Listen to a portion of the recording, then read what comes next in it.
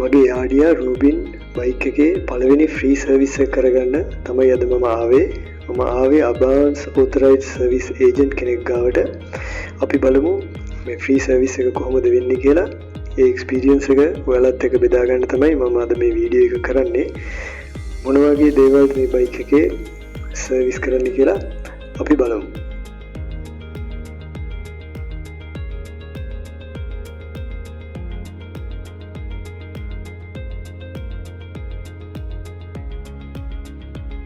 ඊට පස්සේ රෝදේ බ්‍රේක් ලයිනර්ස් ගලවලා සුද්ධ කරලා දූවිලි සුද්ධ කරලා ග්‍රීස් කරලා නැවත හයි කරා.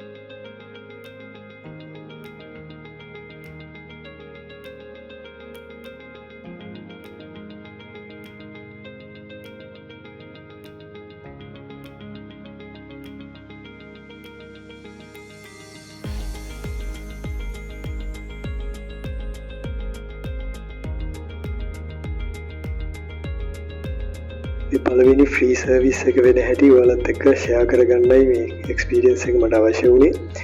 මේ සර්විස් එක කරන විදිහ සහ මේ සර්විස් එකේ කළ යුතු සහ නොකළ යුතු දේවල් ඒජන්ට්ලගෙන් වෙනස් වෙන්න පුළුවන් සර්විස් සෙන්ටර්ස් වලින්. ඉතින් මේ මට ලැබුණ අත්දැකීම.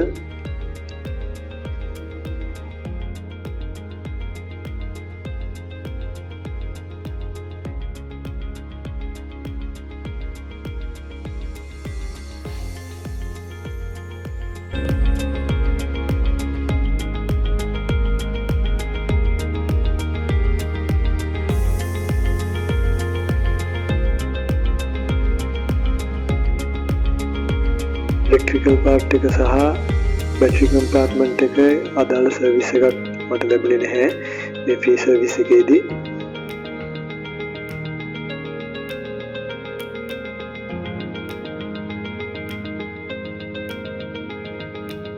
සුවදශීලී කඩිනම් සේවාවක් හම්බුණා. වැඩත් පරිස්සමෙන් කරා.